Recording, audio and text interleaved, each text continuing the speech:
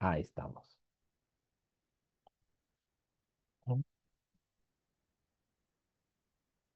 ¿Sí lo puede visualizar, doctor? Sí, perfecto. A ver, entonces ahora habíamos visto la primera alteración de potasio, o sea, la hipocalemia, ¿no es cierto? Ahora vamos a ver el otro extremo de las hipercalemias, ¿ya? A ver, la siguiente, por favor. Bien, los objetivos de la presentación, definimos la hipercalemia, algunas revisión de la fisiopatología, las causas, evaluaremos algunas manifestaciones clínicas, ¿no? En las cuales también, digamos, se presentan este tipo de pacientes. Luego vamos a discutir algo en relación al diagnóstico, lo que es el monitoreo, y analizaremos también algunos tratamientos, todos los basados en evidencia, ¿no? A ver la siguiente. Bien, entonces, recordando el potasio sérico normal, 3,5 a 5, ¿no? A ver, la mayoría de la literatura da ese rango. Y hablamos de hipercalemia, aquellos pacientes que están por encima de este valor, ¿no? Por encima de 5. La clasificación eh, nos habla de una situación de hipercalemia leve, aquellos valores van de 5,1 hasta 5,9. Una hipercalemia de tipo moderada, de 6 a 6,9, y aquellas que están con valores de 7 o mayores son hipercalemia de tipo grave o severa, ¿no? Y esto, igual como en la anterior situación, va a estar relacionado a riesgos, ¿no es cierto? Vean ustedes la incidencia en la cual se presentan las hipercalemias en general, también van a depender de las áreas, pero los estudios nos hablan pues de entre el 1 al 10% de pacientes hospitalizados puede hacer un grado de hipercalemia, ¿no? Más prevalece en aquellos que tienen problemas renales y ciertos fármacos que predisponen a estos pacientes, ¿no? Y hay que tenerlos en cuenta para, digamos, tomar también acciones conjuntas o acciones también de prevención. A ver, la siguiente.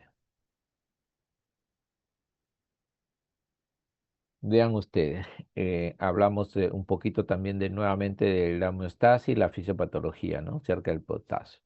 Como les decíamos, su distribución de potasio, 98% intracelular, extracelular solo el 2%, ¿no es cierto? Y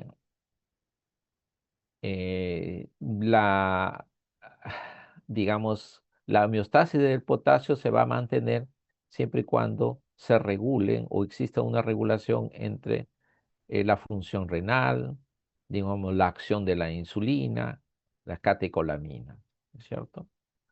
Y la fisiopatología, pues, se va a dar, obviamente, cuando se altera la excreción renal, cuando haya una mala distribución, ¿no? De esta distribución también se ve alterada del potasio por efecto digamos, de fármaco, de hormonas, etcétera.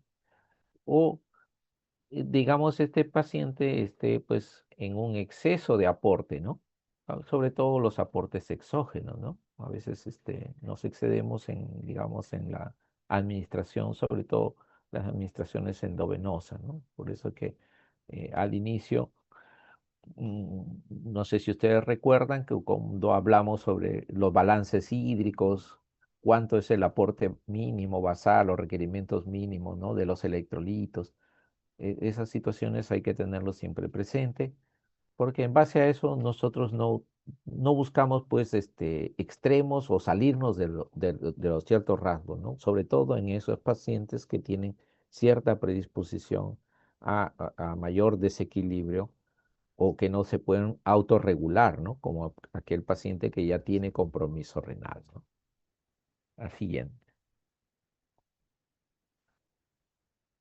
Entonces, las causas principales por las cuales un paciente puede llevar a hipercalemia, la insuficiencia renal aguda o una crónica descompensada, ¿no? Hiporreninemia o hipoaldosteronismo, ¿no? El uso de ciertos fármacos, vean ustedes, los inhibidores de la enzima, ¿no? Convertidora de angiotensina, los famosos ARA, ¿no? La espironolactona, ¿no? Y el trimetoprim, ¿ya? Trimetoprim. Entonces, estos fármacos son de los más frecuentes que están asociados, obviamente, a la hipercalemia. Otras situaciones que hay que tener en cuenta, por ejemplo, a esos pacientes con gran politrauma, ¿no es cierto? Atricciones severas, ¿no? Aplastamientos que sufren, pues, digamos, mucha destrucción de tejido muscular y por ende se destruyen, pues, células, se libera mucho potasio, ¿no? Y esos pacientes que evolucionan a la rabdomiólisis tienen tendencia, obviamente, a ser hipercalemia. Destrucción tumoral, como la síndrome de lisis tumoral, ¿no? Destrucción de tejidos, o sea, células tumorales, pueden provocar también hipercalemia, ¿no? Entonces, todo un resumen de lo más frecuente que ustedes pueden, digamos, enfrentar en un paciente con hipercalemia, ¿no? Pensar en estas causas principales siempre. La siguiente. Vean ustedes, entonces, los factores de riesgo de estos pacientes que hay que tener, ¿no? Ese paciente, por ejemplo, con historial de diabetes, ¿no? Una diabetes más de 10 años, paciente que ya está haciendo alteraciones en la microvasculatura en diferentes órganos y el sistema. Uno de ellos es, obviamente, el renal, ¿no? Evolucionan a compromiso renal. La enfermedad renal, ya el que tiene enfermedad renal y sobre todo crónica, ¿no? Por diferentes causas, ese paciente puede estar en riesgo de hacer hipercalemia, ¿no? Los fármacos que habíamos mencionado, ¿no? También los pueden llevar a situaciones de hipercalemia, ¿no? Conocidos como fármacos hipercalemiantes, ¿no? Y hay que tenerlo en cuenta, ¿no? No nos olvidemos de esos fármacos. Siguiente. ¿Cómo se va a manifestar? Las manifestaciones son un poquito inespecíficas al inicio, debilidad muscular, parestesia, pero no nos olvidemos, miren, ve, así como el sodio participaba bastante en el cuadro neurológico, recuerden, acá el potasio, como les decía, como interviene en el fenómeno de excitabilidad y uno de los tejidos que son más fácilmente excitables es también el tejido miocárdico, ¿no? Entonces, por eso que acá el potasio lo representamos un poquito más casi con las alteraciones cardíacas, ¿no? Alteraciones de la conducción cardíaca.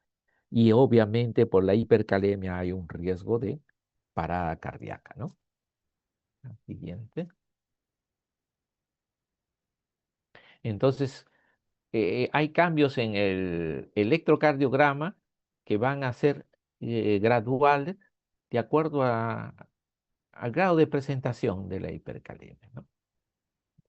Si es una situación de hipercalemia leve, vean ustedes, pequeños cambios de la onda T que se hace picuda, ¿no es cierto? O sea, esa T picuda en punta, no nos olvidemos que está asociado a hipercalemia, ¿no? El intervalo QT que se acorta, ¿no? En hipercalemia moderada hay ensanchamiento del QRS, desaparece la onda P, en la hipercalemia grave aparecen los ritmos ventriculares, ¿no es cierto? Está casi al borde de parada y las asistolias, ¿no? las asistolias. La siguiente. Entonces, eh, a este paciente pues tengo que tener yo un enfoque de cómo abordar su, su diagnóstico y cómo hacer, ¿no? Cómo hacer también un abordaje inicial a este tipo de paciente. En cuanto al diagnóstico, como le digo, tengo que estar primero seguro de que sea una hipercalemia real, ¿no? No haya tenido pues un problema en la toma de muestra, como le decía, ¿no? Este, presencia de coágulos, por ejemplo, en la muestra para procesarlo, ¿no? Puede inducir una pseudo hipercalemia o la muestra se hemoliza, etcétera, etcétera, ¿no? Se ha visto que en grandes leucocitosis también pueden presentarse pseudo hipercalemia, ¿no? Se corrige eso y no hay problemas en los valores, en todo caso, de potasio real, ¿no? Entonces, siempre confirmar, ¿no? Con laboratorio, evaluar la función renal y también los otros electrolitos, ¿no? La gasometría, ver el pH, son datos importantes que hay que tener en cuenta. De hecho, que hay que identificar la severidad clínica y electrocardiográfica. ¿Ah? Clínica y electrocardiográfica. Vean ustedes acá, casi todo se va a relacionar con la función cardiovascular, sobre todo monitoreo electrocardiográfico. Y estos pacientes, de hecho, que su monitorización es muy estrecha, ¿no? Continua, deberían estar pues con un monitoreo y vigilancia estricta, ¿no? Porque los cambios pueden ser así en minutos, ¿no? No nos olvidemos que estos pacientes, con todos estos cambios del medio interno, son pacientes sumamente dinámicos. Y entonces por eso es que necesitan un monitoreo o vigilancia muy estricta, ¿no? La siguiente. Acá vean ustedes la cardiotoxicidad por hiperpotasemia. Vean ustedes, miren, valores por encima o cercanos a 6.5, cómo aparecen las T picudas. ¿Ven? O sea, cuando ustedes vean así un paciente en el monitor con T picudas, piensen en hiperpotasemia, ¿no? Hipercalemia. Entonces, regístrenlo en el electrocardiograma, pidan el electrocardiograma y lo van a confirmar ahí para tenerlo registrado, ¿es cierto? Y vean acá, miren cómo van cambiando de acuerdo a los valores, ¿no? Va subiendo, va encima de 7, ¿no? Aumenta PR, se pierde la onda P, el QRS se hace más ancho, y más de 8 ya empiezan las arritmias ventriculares, ¿no? Hasta la parada cardíaca, ¿no? Entonces procuramos, pues obviamente, no llegar hasta estos valores, ¿no? Tomar acciones desde acá, si es posible, ¿no? O evitar que se llegue a estas situaciones. Y de eso se trata, ¿no? Pero estos son cambios que, digamos, lo podemos estar viendo en el monitor, ¿no? Como le digo, estos pacientes ya están con monitoreo electrocardiográfico, ¿no? Ya tienen sus electrodos colocados al monitor y yo lo estoy vigilando. Y como le decía, hay ciertos monitores en que tienen ya en el software y uno lo activa el aplicativo de tal manera que detecta la arritmia o detecta el cambio y automáticamente me imprime una secuencia, ¿no? Me imprime una secuencia y yo lo tengo ya registrado, ¿no? Registrado porque hay que a veces, digamos, ese registro hay que tenerlo como parte de la historia, ¿no? Del paciente, porque a veces eso va a justificar una acción, ¿no? De qué cosa se hace en ese momento, ¿no? ¿Qué actitud se toma? La siguiente, a ver. Entonces, hay que hacer pues todo lo que es, ¿no? Un tratamiento para estos pacientes, con la hipercalemia, ¿no? Desde lo que es estabilizar la membrana mediante la administración pues de gluconato de calcio, ¿no? Y la evidencia está en que esto reduce pues, de manera inmediata el riesgo de arritmia, ¿no? Eh, la otra acción es, digamos, buscar una redistribución intracelular, ¿no? Del potasio, ¿no? Mediante, por ejemplo, la administración de insulina con glucosa, ¿no? Que hace que el potasio se mantenga más intracelular, ¿no? Por esa mala distribución. Y también, por ejemplo, se usa los betamiméticos, ¿no? Salbutamol de manera nebulizada. Bicarbonato también en situaciones como acidosis metabólica también ayuda a distribuir de manera intracelular lo que es el potasio. Y algunos fármacos o, digamos, acciones que nos pueden llevar a favorecer la eliminación del exceso de potasio que está teniendo nuestro paciente, ¿no? Por ejemplo, el uso de diuréticos de asa, ¿no? Si el paciente todavía mantiene diuresis, yo podría forzar, ¿no? Con diurético la eliminación del exceso de potasio, ¿no? Muchas de estas acciones las tenemos que hacer muchas veces simultáneas, ¿no? Unas con otras, o en todo caso de manera secuencial, ¿no? Para buscar, pues, alejarlo del extremo, de la situación del cuadro severo que puede estar evolucionando o si es que ya lo está, ¿no? Mi paciente. Vean ustedes, el uso también de resinas de intercambio que se están, digamos, cada vez propugnando en la literatura, ¿no? No he visto eso, en todo caso más, digámoslo, sí lo menciona la literatura, pero tal vez en otra realidad sí lo disponen, ¿no? ¿Pasó algo? Hola, hola. Doctor, buenas. Lo escuchamos, doctor. Ok, ok. Entonces, en otras realidades lo disponen esas resinas de intercambio, ¿no? Y lo último que sí se aplica, pues, en casos severos es la diálisis, y en la diálisis se trata, pues, de eliminar el exceso de potasio de manera mucho más rápida y segura, ¿no?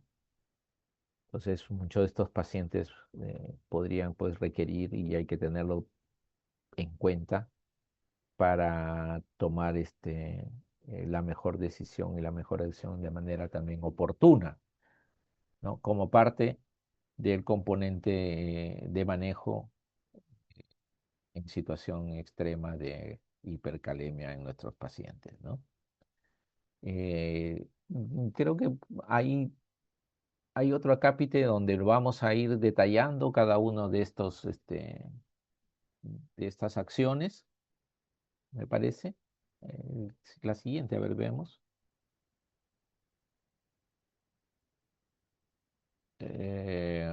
Fármacos recientes. Sí, esos son los fármacos que se están propugnando, ¿no es cierto? No tengo mayor práctica de eso, ¿no? Pero la literatura menciona, ¿no? Que pueden ayudar en casos digamos, de persistencia, ¿no? De hipercalemia como factor agregado, ¿no? Y en mejorar eh, digamos, son de buena tolerancia y de seguridad, sobre todo en esos pacientes con enfermedad renal crónica, ¿no? Y ese riesgo persistente de hacer hipercalemia, ¿no? Muchas de esas son resinas que digamos, bloquean la absorción, pues, del potasio, ¿no? La siguiente, creo que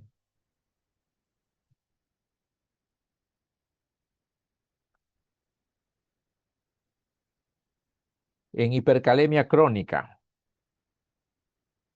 Ya, en cuadros crónicos de hipercalemia, ¿no? Muchos de esos son de manejo, digamos, multidisciplinario, porque a veces hay que buscar pues un régimen dietético nutricional adecuado, ciertos productos que, digamos, son ricos en potasio, hay que a veces evitarlos, ¿no es cierto? El uso de resinas, como le decía, que disminuyen la absorción o bloquean la absorción de potasio, ¿no? Y el manejo ambulatorio, pues, de estos pacientes con enfermedades renales crónicas, ¿no? Para evitar en todo caso, pues, que llegue a extremos su condición ¿no? de hipercalemias crónicas, ¿no? De difícil muchas veces manejo, ¿no? Entonces hay que concientizar a este tipo de pacientes de esa realidad en la que se encuentran para evitar riesgo, ¿no? Porque a veces incumplen, como les digo, régimen dietéticos, incumplen alguna indicación o medicación y el paciente obviamente después llega a la emergencia, ¿no? Con esa condición de hipercalemia pues severa, ¿no? La siguiente. En cuanto a lo que es prevención, vean ustedes, hay que identificar a todos aquellos pacientes pues que estén en riesgo. Entonces, esto cuando a medida que yo voy haciendo la historia de mi paciente, ¿no? Que ingresa a hospitalización, yo tengo que estar pensando que este paciente, ¿qué otras complicaciones pueden sumarse a su condición de progresión de enfermedad o a la asociación de, digamos, de diversas enfermedades y al riesgo de uso de ciertos fármacos, ¿no? Por ejemplo, en ese paciente de enfermedad renal, a ese paciente que es diabético, a ese paciente que ya tiene una falla cardíaca y ese paciente que está usando pues un inhibidor ECA, un ARA, ¿no? Un trimetoprim, está usando la heparinas, ¿no es cierto?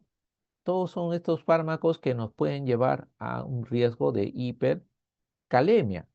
Entonces, yo tengo que estar, como se dice, con todos los sentidos puestos en qué está usando mi paciente, qué es lo que tiene, pues, de factor de riesgo y apenas, se da la condición, sí, pues, ver qué es lo que tengo que hacer, ¿no? En cuanto a alejarlo o restringir ciertas cosas para evitar, pues, que persista en este riesgo, ¿no? Entonces, eh, son parte de lo que tengo que tener en cuenta, ¿no? Las estrategias dietéticas, como les decía yo, de restricción de potasio en aquellos pacientes de enfermedad renal crónica de moderada a severa o avanzada, ¿no? Entonces, evitar esos alimentos ricos en potasio, como le estaba diciendo, miren, vean ustedes ahí plátano, tomates, ¿no? Frutos secos, la naranja inclusive, ¿no? Aguacate entre esos. Muchas veces necesitamos pues un manejo en conjunto con nutrición, ¿no? Que les, digamos, les educa en cuanto qué alimentos deben consumir, en qué proporciones, ¿no? Entonces, también tenemos que tener eso en cuenta, ¿no? Llevar muchas veces a estos pacientes a la educación de su régimen dietético adecuado, ¿no? Esas sales dietéticas que a veces muchos de estos pacientes a veces consumen, ¿no? También tenemos que, por eso digo, educarlos mucho a estos pacientes, ¿no? Y anotar todo lo que se están consumiendo para justo o prevenir, ¿no? Esta condición. Suspender o reducir, por ejemplo, dosis de medicamentos, sí. Eso es muy importante, ¿no? Sobre todo si los pacientes están usando uno que otro medicamento. El tipo de diuréticos, ¿no? Que están usando o que hay que usar, ¿no? También es importante, ¿no? y las resinas, como le decía, de nueva generación para lo que es la prevención, ¿no? Que permiten mantener, a veces nos van a ayudar a mantener ciertos medicamentos, ¿no?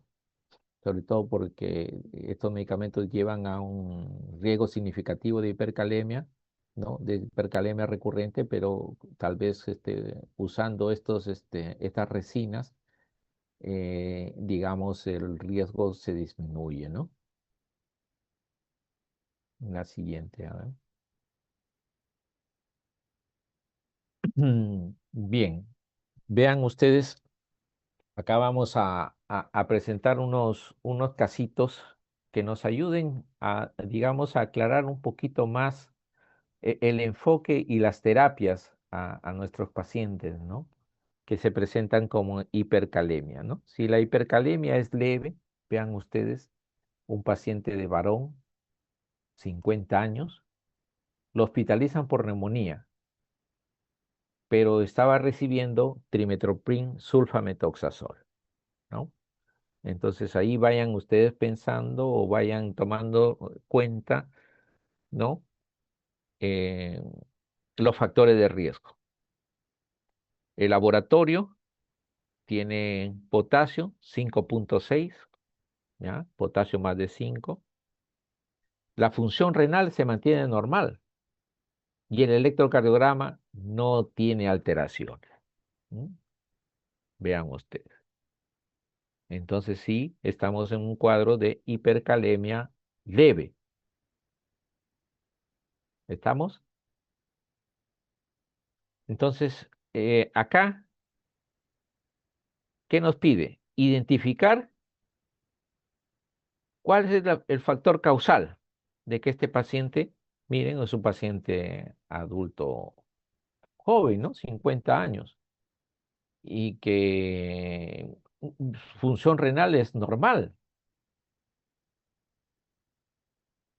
Y acá nos dice, pues, que el factor, como lo habíamos visto ya en las primeras diapositivas, ¿no? De los fármacos, uno de los componentes que puede llevarnos a la hipercalemia es el fármaco trimethoprim, ¿no? En este caso, una de las acciones que hay que hacer para este paciente, obviamente, eliminar ese factor causal. Se suspende el trimethoprim, ¿no? Este fármaco que obviamente acciona a nivel de bloqueador de los calcios, perdón, los canales, ¿no? Que son de sodio y potasio, ¿no? Entonces, acá este paciente va a requerir que yo administre otro medicamento, digamos, endovenoso para tratar de estabilizar la membrana. ¿Qué dice la literatura? ¿Qué dicen las referencias? ¿Mm?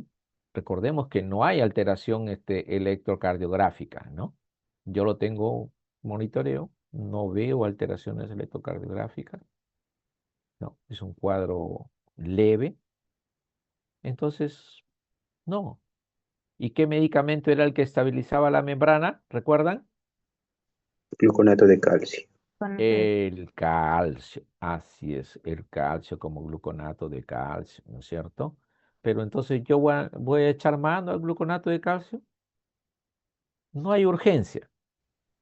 Entonces, no, por eso es que no está recomendado acá. Pero sí hay una siguiente acción que dice eliminar que progrese esa hipercalemia. Entonces, ¿qué puedo hacer? Yo le voy a quitar, ¿no es cierto? Probablemente en su régimen dietético, el exceso o lo mínimo de potasio. Y le voy a hidratar. Recuerden que su función renal está bien. Entonces, si yo le doy más hidratación, ¿qué voy a hacer? Lo primero es diluir el potasio, ¿no es cierto? Este potasio lo voy a diluir, ¿no? Me permite, lo diluyo y el potasio automáticamente va a ir cayendo. Le voy a restringir en la dieta, entonces ese potasio no va, ¿no? Como la función renal está bien, al momento que le optimizado la hidratación, le voy a inducir que pierda con la orina el exceso de potasio. ¿Se dan cuenta? ¿Mm? Esta condición, mire, el paciente está hospitalizado, me da tiempo. Y yo lo voy a monitorizar, de hecho, a las 6 horas, ¿no? Esas 6 horas que me he dado para hidratar bien a mi paciente, ya ese tiempo ya el paciente seguramente ya hizo diuresis, ¿no es cierto? Entonces, me doy tiempo para ver y veo que vaya cayendo sus valores de potasio, ¿no? A un rango aceptable, ¿no? Por debajo de 5. Entonces, no necesito grandes cosas, sobre todo, por ejemplo, para esta situación del paciente, ¿no? Y yo espero que se normalice, como acá dicen, esos resultados se van a normalizar en las siguientes 24 a 48 horas, ¿no? O sea, acá no necesito yo ser ni muy agresivo ni con mucha urgencia, pero sí tomar acciones, ¿no es cierto? Disminuyo la ingesta, diluyo el potasio optimizando la hidratación y por ende voy a favorecer la pérdida, ¿no? Renal, porque al optimizar la hidratación va a hacer que ese riñón comience a eliminar. Voy a eliminar el factor causal, que en este caso el trimethoprim, y por ende su condición va a regresar, ¿no? A su situación basal el paciente, ¿no? ¿Alguna pregunta hasta acá?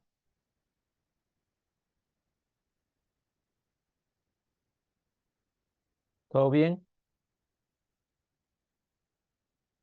Todo claro, Doc. Ya. A ver, veamos el siguiente caso. Vean ustedes, acá tenemos otro casito, que ese es un paciente con hipercalemia moderada, también por fármaco. Se trata de una mujer, 65 años, con historia de diabetes mellitus, ¿no? Lleva evolución de insuficiencia cardíaca y tiene tratamiento con espironolactona y un inhibidor de la enzima convertidora de angiotensina. Ujú. No nos dice ahí las dosis, ¿no? Pero son dos fármacos que, digamos, se están asociando para esta paciente y ya nos da un valor de potasio de 6.1, vean ustedes, y la creatinina 1.6. Se le hace el monitoreo electrocardiográfico y estamos viendo ondas T altas, ¿no? T picudas. Y todavía no se visualiza mucho lo que es el ensanchamiento del QRS, pero ya están apareciendo las T picudas. Entonces nos encontramos con un cuadro de hipercalemia. ¿De qué tipo? Moderado. Moderada, ahí dice moderada, pues. Pero vean ustedes, ¿qué pasa con la función renal?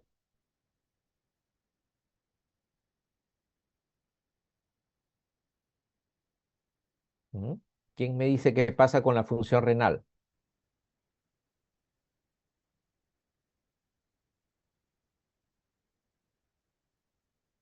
¿Alguien levanta la mano?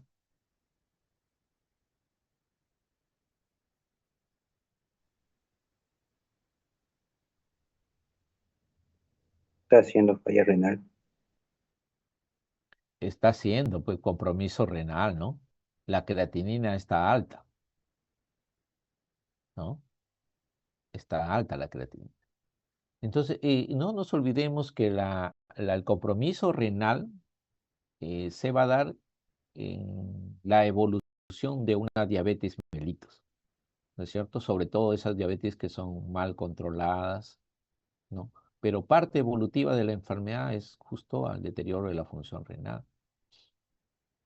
Entonces, acá sí, pues, está alterada la función renal. Y como les decía, el riñón es el órgano que trata de eliminar el exceso, ¿no?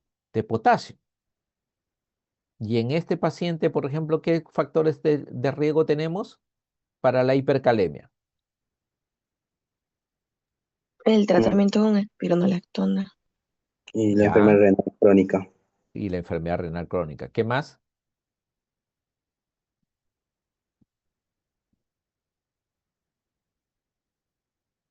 Ah, los yecas también. El IECA también, así es. El IECA también, ¿ya? Entonces, esos son los, digamos, los tres factores que se están confluyendo ahí para este paciente y obviamente lo someten pues a un riesgo, ¿no? De hipercalemia que según el valor que ya estamos teniendo es una hipercalemia moderada. Y vean ustedes, ya está dando alteraciones electrocardiográficas en este paciente. Entonces, ¿cuáles están las acciones que debemos, ¿no? de tomar? ¿Mm? ¿Qué acciones debemos tomar? Ahí está.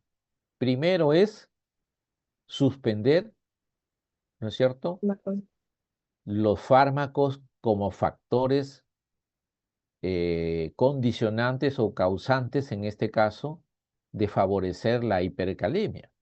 La espionolactona, el IECA. Lo tengo que suspender o lo tengo que cambiar por algún otro fármaco, ¿no es cierto?, que me sirva como manejo de la parte de la falla cardíaca. Probablemente les quito la espionolactona, le doy una furosemida, qué sé yo, ¿no? Le cambio, ¿no? Porque este paciente, si bien es cierto, tiene alteración de la creatinina, pero todavía tiene algo de función renal y probablemente pues el diurético de ASA me favorezca a eliminar el exceso de potasio, por decir, ¿no es cierto? Y me ayude a parte del manejo como de falla, ¿no? Porque si no, si mi paciente se va a congestionar, ¿no?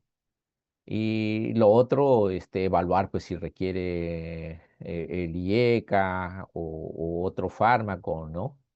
Un beta bloqueo tipo bisoprolol, etcétera, ¿no? Otro fármaco. O lo otro es reducir la dosis mínima, ¿no? A veces se reduce a dosis mínima el IECA, ¿no?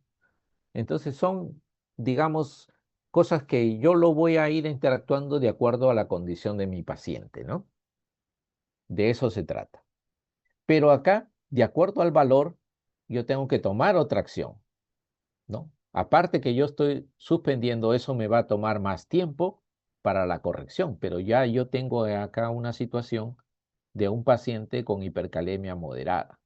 Entonces, la siguiente acción es buscar la redistribución intracelular del potasio.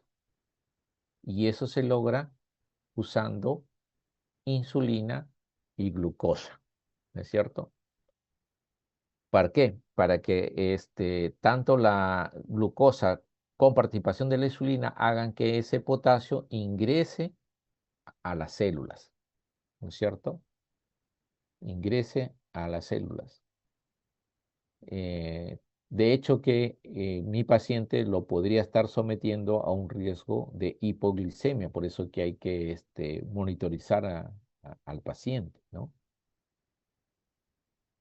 Eso es una de las acciones que yo tengo que tener en cuenta. Y lo otro es obviamente favorecer la eliminación con estas resinas de nueva generación, ¿no? Que la habíamos mencionado, ¿no? Patiromer o zirconium. También eso es lo que están recomendando en alguna literatura, ¿no? Y como decía, la alternativa para favorecer la eliminación es el uso de diurético tipo furosemida, ¿no es cierto? Así como yo le doy un poquito de volumen, le voy a pasar furosemida, total, va a hacer que ese pequeño exceso de volumen que yo le estoy tratando de dar, va a lavar porque lo voy a eliminar, lo voy a mantener con cierto, ¿no?, balance neutro o ligeramente negativo, que es como parte de lo que es el manejo de falla cardíaca, ¿no? Entonces, como le decía ahí en ese caso, echa mano a furosemida, pues, ¿no? ¿Qué es lo que espero? Obviamente, disminuir la progresión y prevenir la recurrencia, ¿no? De de este paciente en esa condición, ¿no? De la hipercalemia, ¿no? ¿Alguna pregunta acá?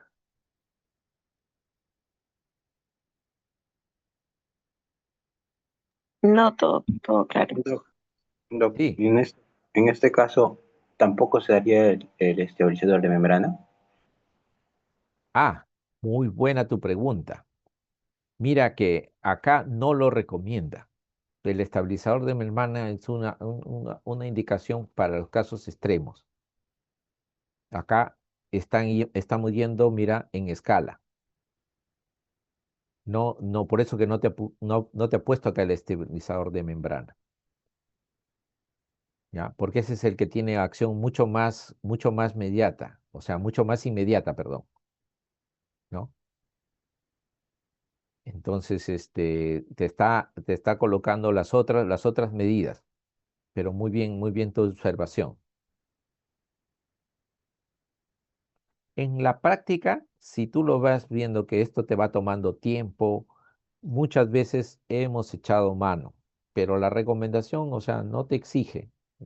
Si tú tienes la insulina, lo usas 25 gramos de glucosa con 10 unidades de insulina, ¿no? Lo vas pasando, lo monitorizas, vas a ver que esto te va a una buena caída del potasio y sobre todo si le está dando al diurético, con eso suficiente. Como te digo, lo diluyes un poquito el potasio y le pones furosemida, si el paciente lo permite, a la siguiente hora orinó 250, 300 de orina y con eso lavó de manera importante el potasio, ¿no?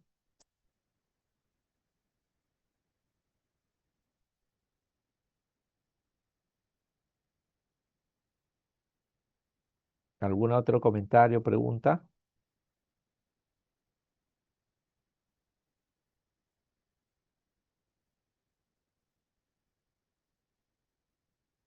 ¿Todo bien?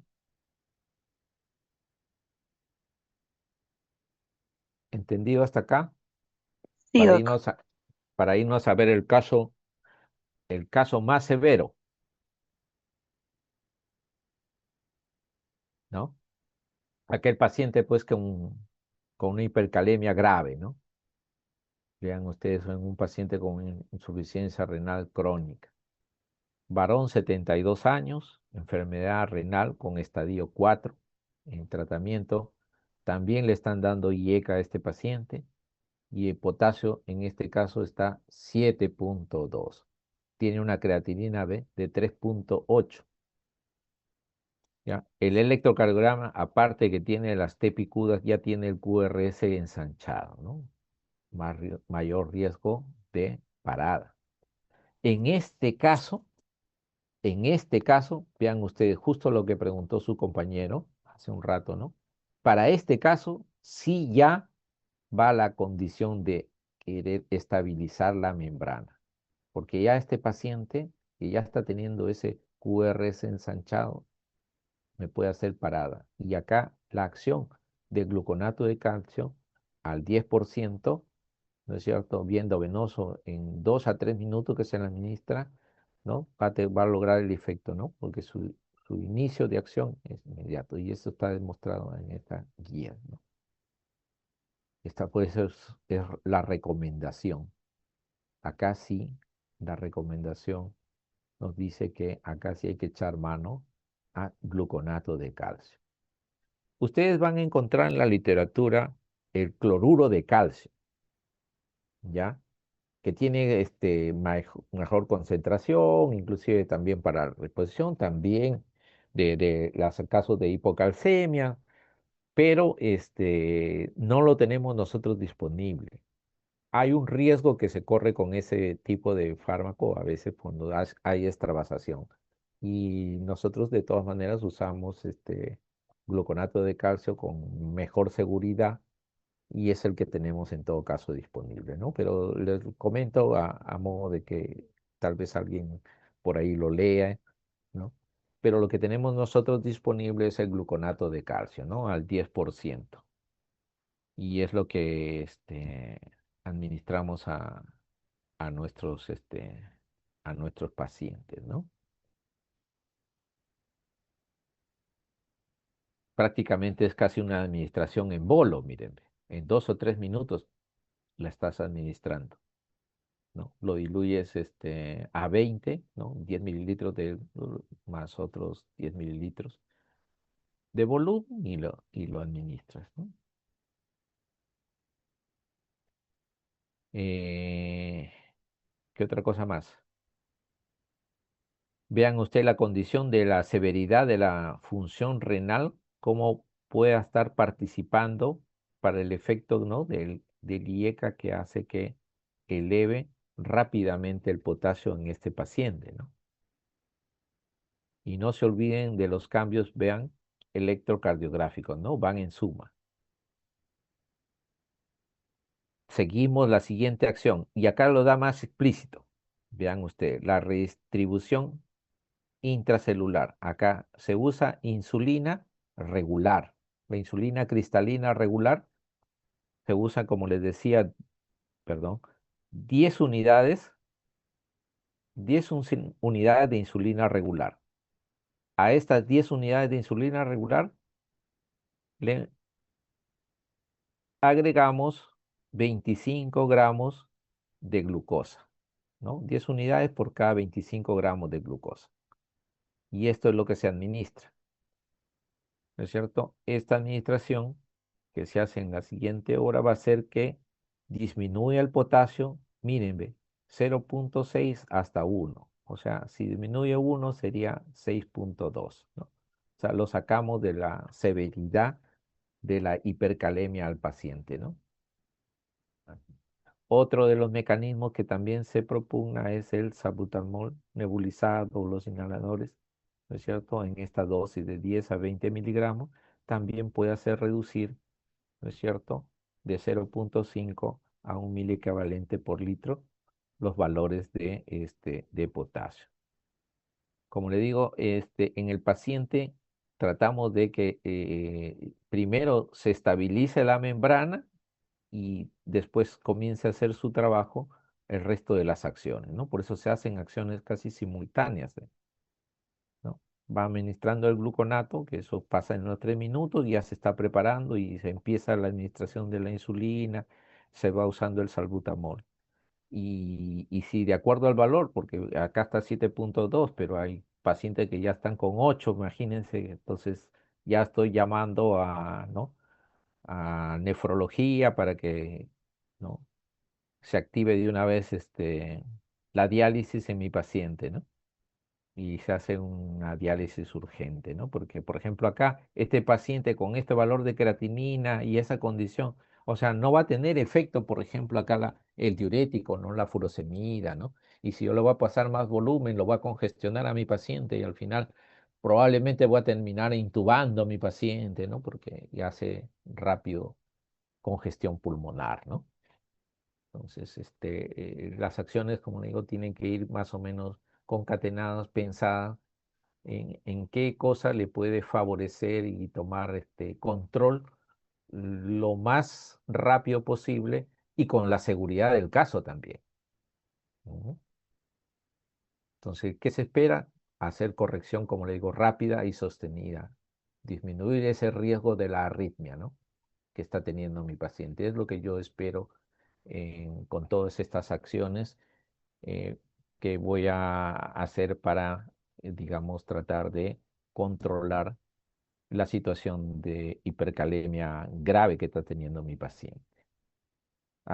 ¿Alguna pregunta, alguna inquietud, alguna sugerencia?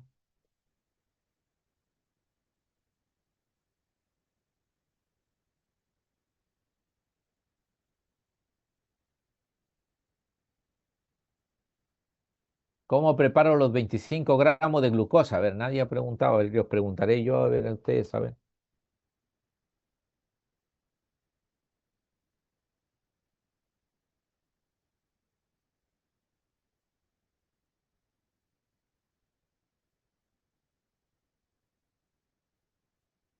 ¿Alguna idea?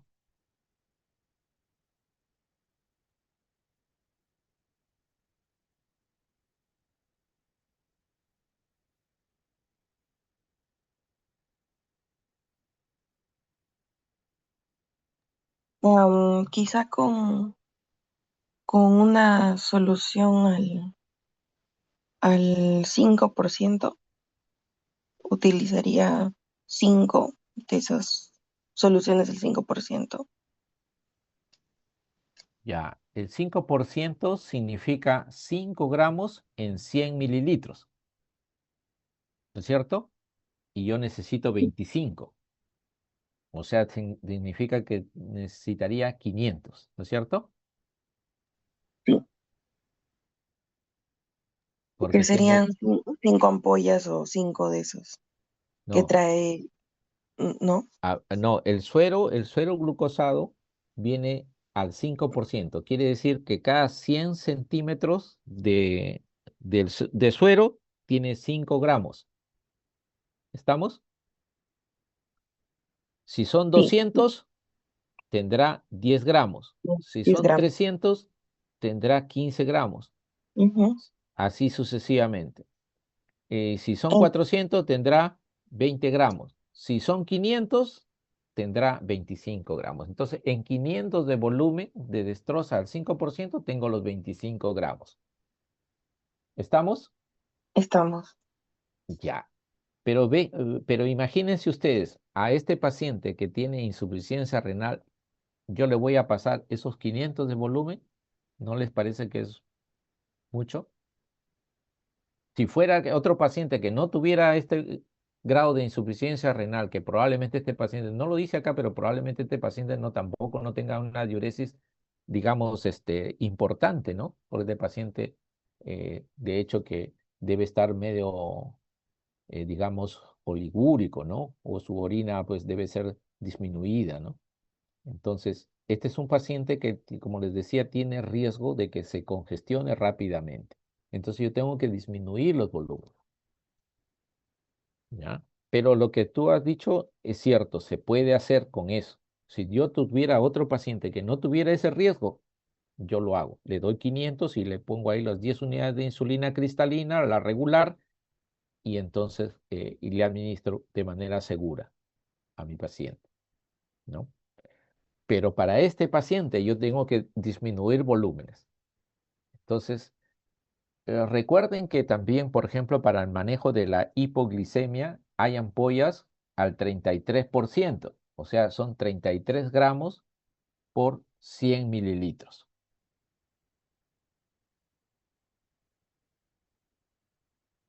¿Estamos? Y sí, ujú. Y si usáramos eso, ¿cómo llegaríamos a 25 gramos? Ah, muy buena pregunta. Facilito. Son 33 gramos en 100 mililitros, ¿no es cierto? Entonces tú le haces X mililitros porque solamente quieres 25 gramos. Entonces multiplicas 25 por 100 entre 33, ¿cuántos me da? Una regla de tres simple.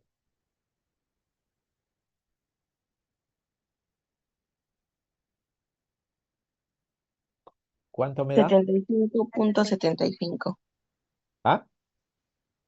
7. Sí, ¿Ah? 75. Bueno, porque multiplico, supongo 25 que por 100, ujú, ¿cuánto sale? 2500. 2500. Ya. Y eso dividido entre 33, 75,75. 75.75, ¿no es cierto? Ya, 75.75 necesito esos 75.75 mililitros. ¿Ya? ¿Cuántas ampollas de destroza al 33% necesitaría? Porque cada ampolla de destroza al 33, ¿de cuánto viene? De 100, No, la destroza ¿no? al 33. A ver, revisen bien. ¿Mm?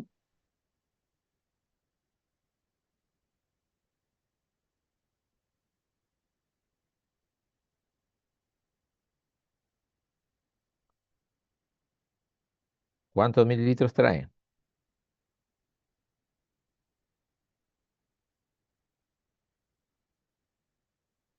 Son 20 mililitros 20, cada ampolla. 20, doctor. 20. Ya, pues, entonces, esos 75.5 lo dividen entre 20, ¿no es cierto? ¿Cuántas ampollas son?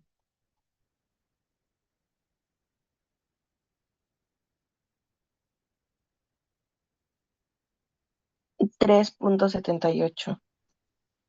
Casi 4 ampollas, ¿no es cierto? Sí. Casi 4 ampollas. Entonces,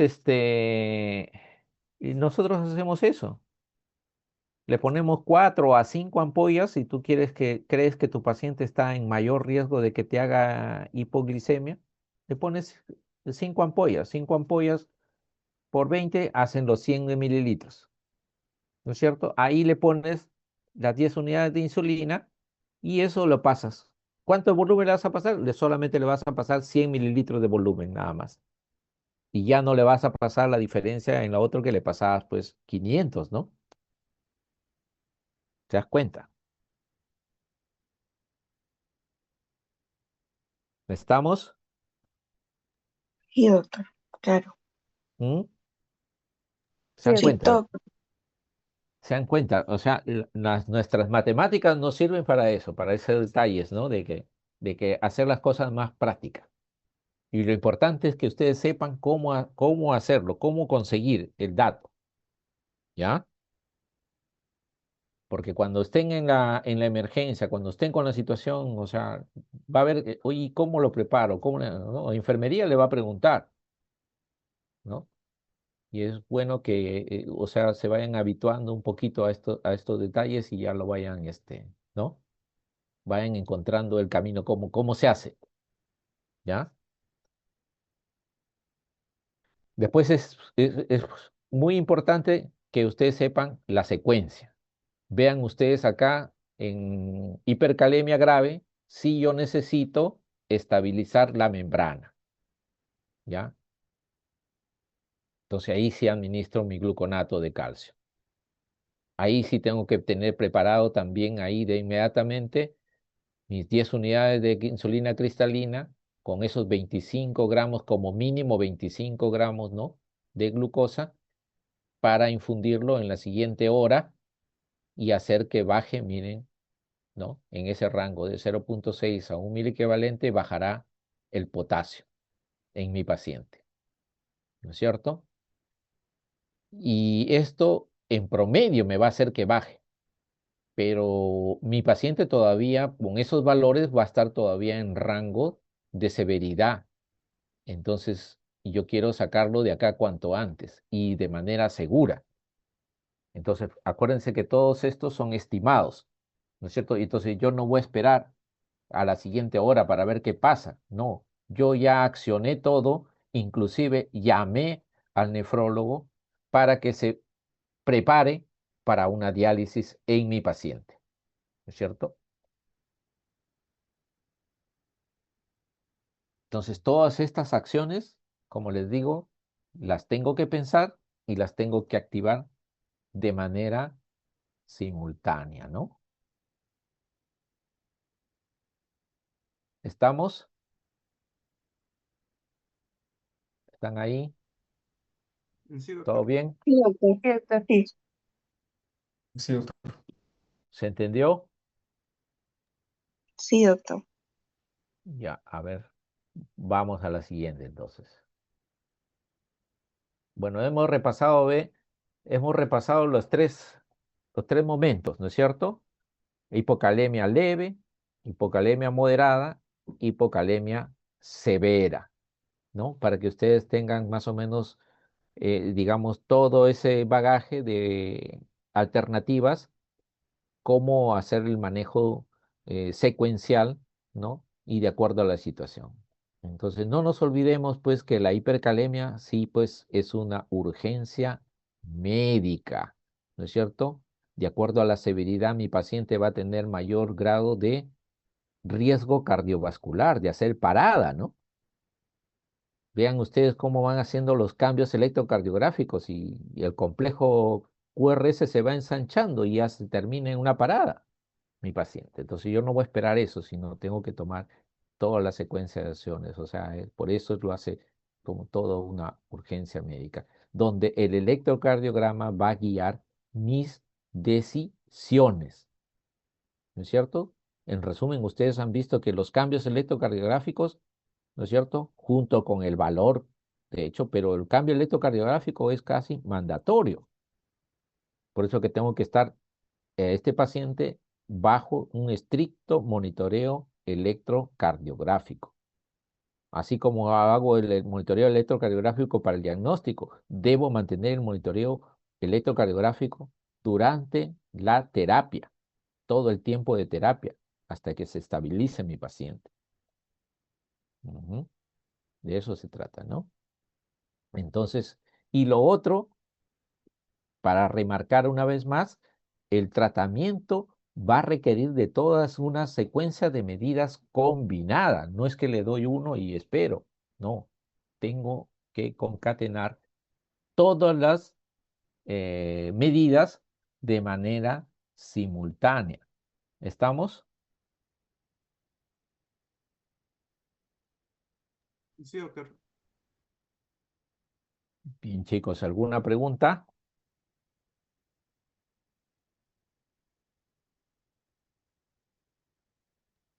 Creo que todo claro, doctor.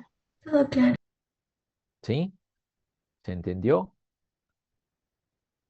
Doc, entonces para el caso del examen, ¿administra gluconato de calcio en hipercalemia grave? En hipercalemia grave. Así es. La administración de gluconato de calcio va para indicación en hipercalemia grave.